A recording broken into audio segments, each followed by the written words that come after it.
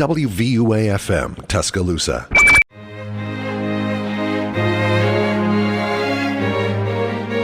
Hello, hello, hello, and welcome to the Valentine's Day special here on 90.7 WVUA. Today, for this Valentine's Day special, we are highlighting several different guests and several different areas of love. I'm joined here by my co-host, Summer. Hello, Summer.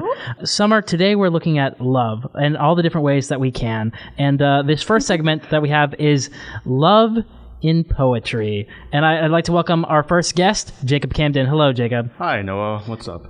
I'm doing all right, So poetry is what we're here to talk about today. Definitely. Valentine's Day is all about poetry. I mean, you know the famous "Roses are red, violets are blue." Who doesn't? So I was looking at "Roses are red, violets are blue." The name of that is a love poem from the Road Folk Song Index, and it's like a big old book, and its number is 19798. So pull that out if you've got some trivia. And one of the very original versions from 1901 reads, "The rose is red, the violet's blue, sugar is sweet, and so are you." That's so cute. Yeah, so poetry is a big part of Valentine's Day, and it's what we want to highlight today. Jacob, Yes. I think you brought a poem in for us. Yes, if it sounds good to you, I'd like to read one of my own poems. Is this a love poem that you're going to share with us? More or less. More or less. What do you think makes a good love poem? Oh, I don't know. I certainly wouldn't know. I would imagine it's all about sort of, poetry is about, I assume, communicating things and feelings that are difficult to communicate in other ways of language. And I think using that to make a connection with someone in a very intimate way, it makes sense. So I think a good love poem it's going to sound sort of cliche, but it makes one understood, and it's going to be very meaningful in a way that connects two people in a very intimate way, I think. Well, I'd love to hear this poem you have. What's the title of this poem? The title of the poem is Romance. I wrote it a year or two ago. Romance. If the one whose face informed your dreams emerged into reality, you'd cling to each other. In the night, you'd cling to each other, fingers furrowed into each other's desperate flesh, but in the morning, you will part. She'll slip back into memories, which are dreams, or you will. It could be one night. It could be 60 happy years after you first saw her and she smiled, but there will be that last goodbye, like every goodbye, every morning feels like. But when you saw that girl on the street, who turns and, as asleep, saw you too, there will have been only one urgent question. Who is she? Who can you be for her?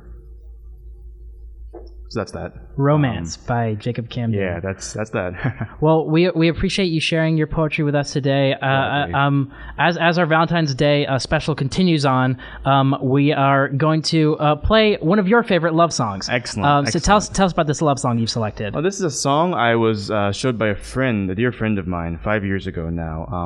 And I liked the song before I got into the band. The band is The National. I'm a big fan of them now.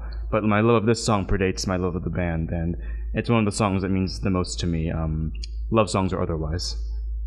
And the name of the song is Slow Show. Slow Show. All right, this is Slow Show, Jacob's one of Jacob's favorite love songs, or songs about love here on 90.7 The Capstone. This is the Valentine's Day special. We'll be right back.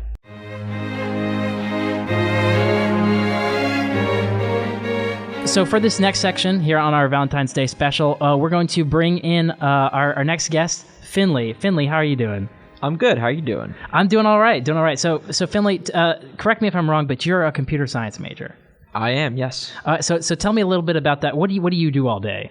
Computer science is a very broad field, but I specialize in data science. I'm actually a graduate student, so a lot of what I do has to do with machine learning and artificial intelligence.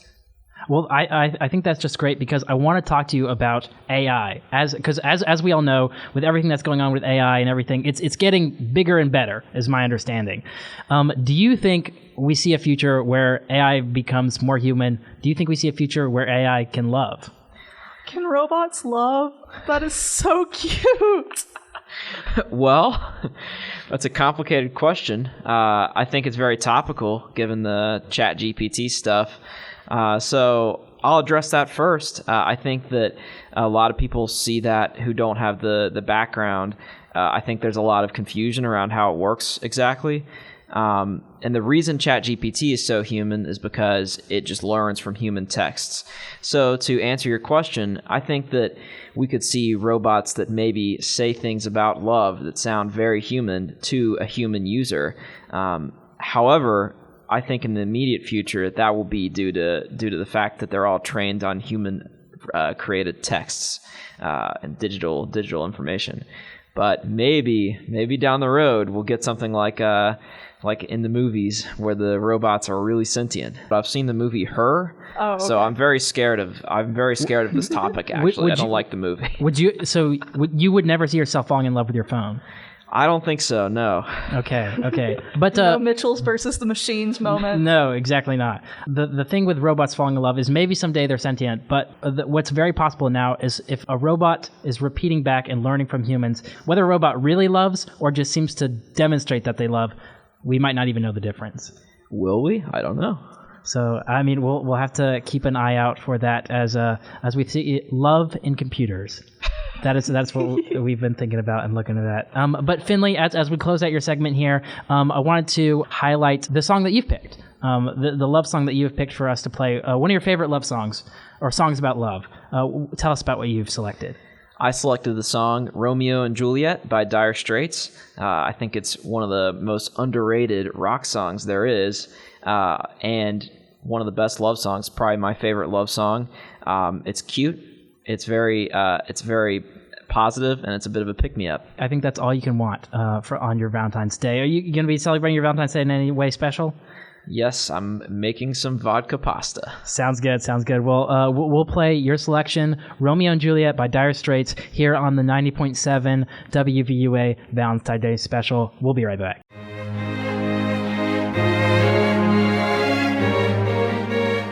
Valentine's Day special right here on 90.7 WVUA. We're looking at love in as many ways as we can think of. For this segment, we're going to be looking at a love in terms of food, love in candy. And so the guest that we have brought in is Ginger. Hello, Ginger. Hello, I am the candy authority. Yes. So we've brought Ginger in, and of course I have my great co-host Summer here. Hello. To provide all of the input and think of the things that I didn't think to ask and everything. Ginger, I gotta ask, what makes you the candy authority? I just love candy. Always have, always will. I respect that. So for this segment for Love and Candy, we wanted to look at one of the things that we wanted to check out before we get to candy is I was looking at this list of what the most popular Valentine's Day gifts are. Number one is interesting, Valentine's Day cards. Makes sense. I've never been much of a card person, but I guess you can get a card for anyone. I mean, not only that, but it's just an easy gift. Yeah, I'd rather have a letter though, I think. Yeah, a Something handwritten a little letter. more thought out, yeah. Plus, like, some parents give their kids Valentine's Day stuff. So the cards and stuff could be, like, old people writing to their lovers, or, like, it could be to their grandkids, their kids, stuff like that.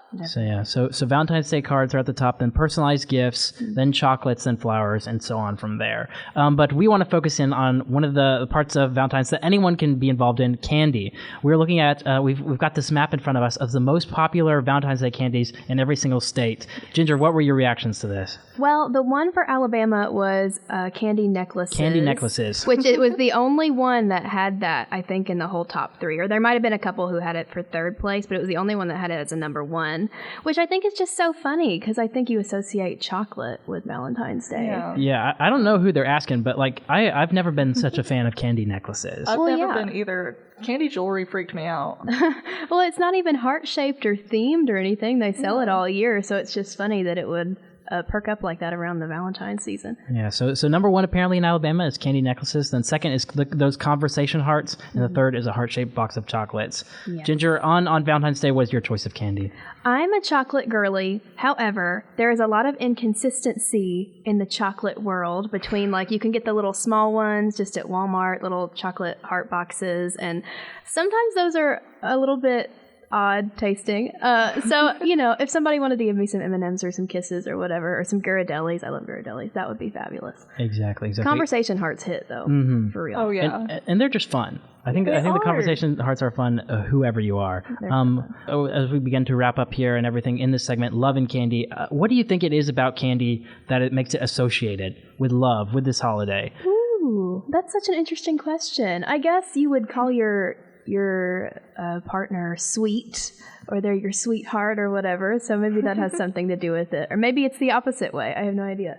Who knows? Maybe you need to sweeten them up or something. Or you're trying to sweet talk them with those conversation hearts. Who knows? But candy, great part of the holiday. Love and candy has been the segment. As we turn on back to the music, we want to focus on Ginger's selected love song. What did you pick for us? I picked Adore You by Harry Styles, which also, by the way, if you are a rower at the gym like me, it is a great rhythm to row to. Ginger, thank you for joining us on this Valentine's Day special, and we'll go ahead and play Harry Styles' Adore You.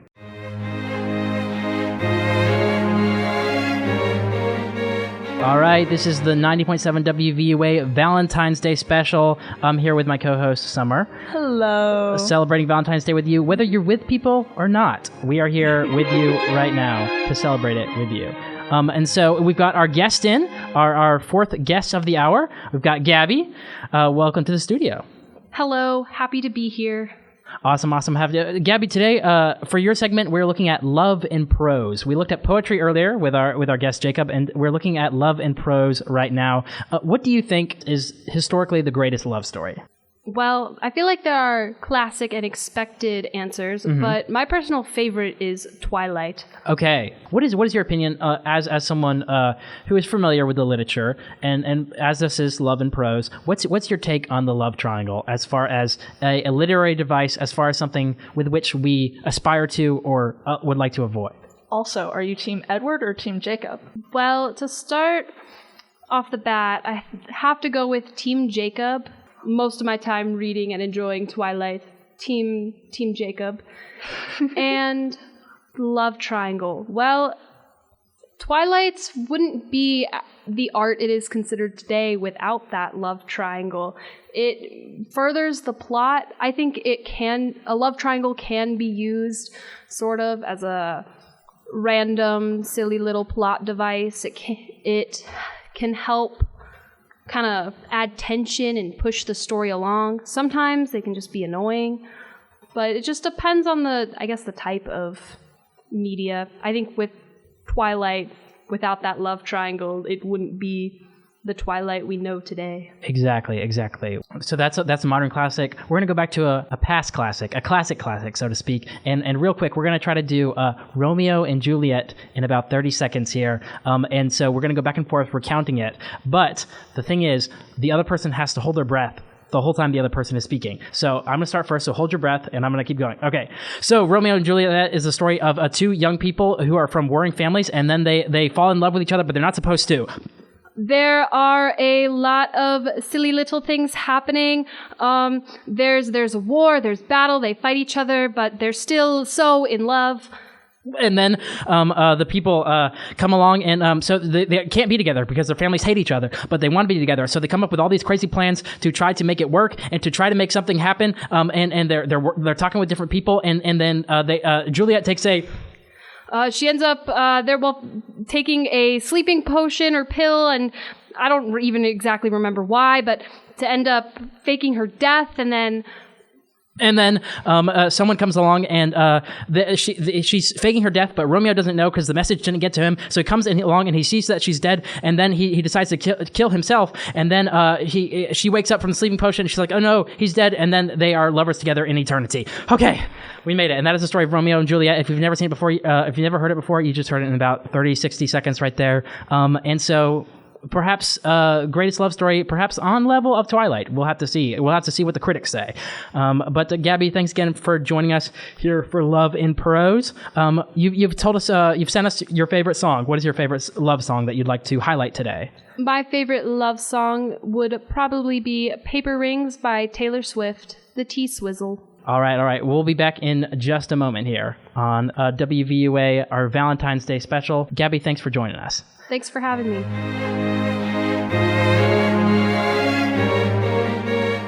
This is 90.7 The Capstone, our Valentine's Day special. Thank you for tuning in and joining us. I'm here with my co-host, Summer. Hello. Celebrating Valentine's Day with you. So we've been looking at love over the course of this hour in all the different ways that we could think of. And our next segment is Love in Micro. And we've got Elise here in the studio. Oh, good evening, Noah. Thank you for joining us. Tell us a little bit about your background. We say Love in Micro. You have some background in microbiology. Yes, that is what I am getting my degree in.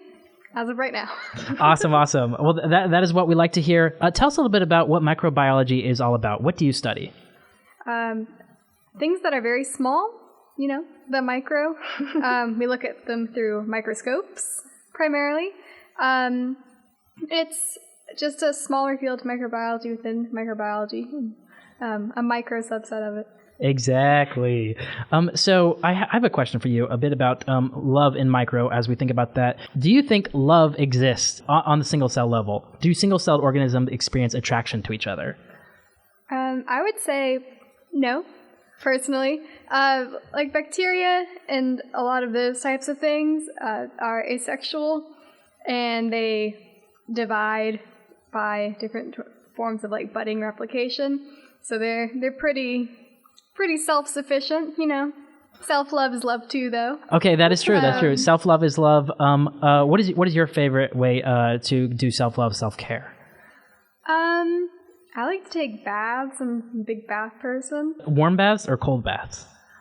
Warm, not a sociopath. A sociopath, you might say. But as we talk about love, in microbiology, whenever there's a parasite in its host, a fungus in its host, is that love? Is that going on there, that connection? Perhaps it's one-sided love. I'd say closer to one-sided love, maybe more of a problematic relationship. Toxic, if you will. Yes, toxic. There's a lot of fungi that is actually very useful to us. I mean, mushrooms, people like to eat those. We also have things like yeast all over us that helps promote our microbiome and keeps us healthy. But if you're speaking in terms of viruses or things like that, or fungus that gives you various diseases, say they might love you a little more than you would love them. But perhaps that's a good lesson for us to think about in this season, in this Valentine's Day holiday, this Valentine's Day special, is to think about the different types of love and to consider what love might be healthy for us, what love might be parasitical to us. And thank you again, Elise, for joining us for the segment Love in Micro, for educating us on those types of things. So it's different ways to think about love, because that's what this is all about. Isn't that right, Summer? Absolutely. And so as we wrap up this segment, Elise, you have selected one of your favorite love songs to play for us. Tell us about what song you picked. I picked Embraceable You by Ella Fitzgerald. I think it's just one of the classics, And I think it's just, it's nice and sentimental. I mean, I can appreciate that. And so we'll play that for you right now. Ella Fitzgerald, Embraceable You. Thank you, Elise, again for joining us.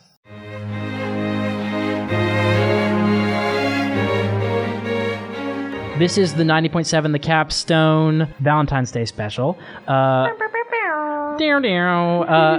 Summer and I have been with you here on your Valentine's Day to celebrate this day and celebrate love in all the ways that we could think of. Love comes in many different forms and many different expressions. And so we are going to turn to our final segment here of the Valentine's Day special, to Love in Movies, with our guest, Logan Busbee. Thank you. Yeah, I think, as someone who loves movies and also loves love in movies, it's one of the greatest things about it. Great season, great time for it, Valentine's Day. I mean, it's great. What would you say is your top rom-coms? Like, off the top of your head? I think, everybody's going to know the top romance movie, I think, possibly ever, La La Land. Okay. It goes without saying. It shows, heartbreak, love, artistry. It's beautifully visual, beautifully acted, beautifully sung. I think La La Land, I think it was the number one replayed love movie on Netflix I recently saw. So that is interesting. There's a reason why. The rom-com that I think of is When Harry Met Sally, is like the quintessential rom-com. And I think La La Land and When Harry Met Sally have a nice contrast, because it's like some of the best types of rom-coms, and like I feel like When Harry Met Sally is one of the best they get together at the end rom-coms, and La La Land is one of the best they don't get together at the end rom-coms. Exactly. Spoilers, but I think it's the great balance. I think it is a great balance. Summer, do you have any rom-coms that you love or enjoy? I'm not really a rom-com type of person. But one of my favorite romance movies in general is 500 Days of Summer.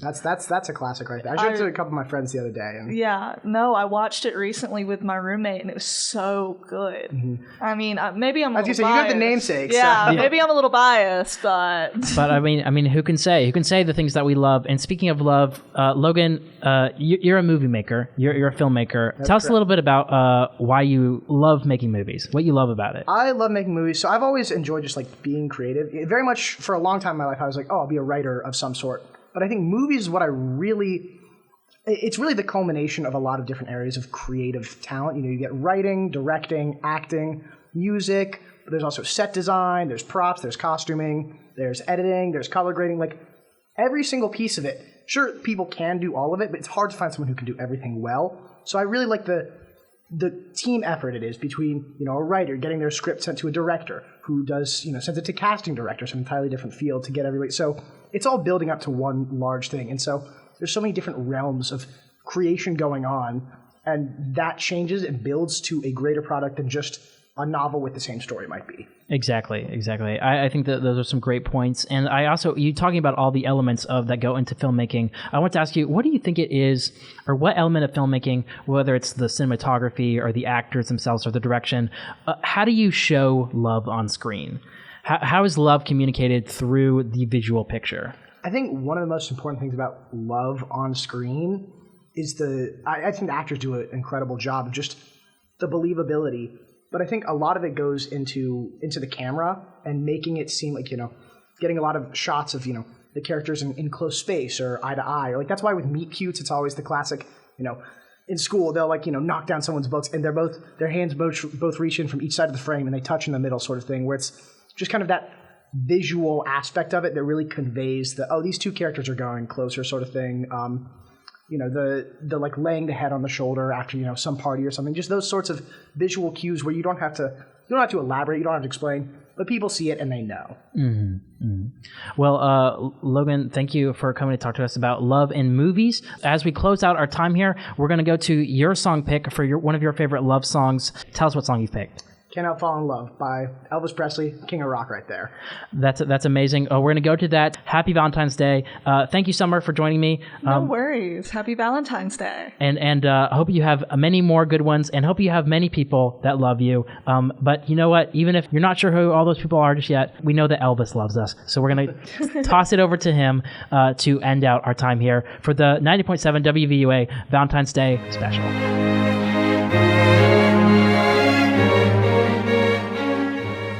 WVUA FM, Tuscaloosa.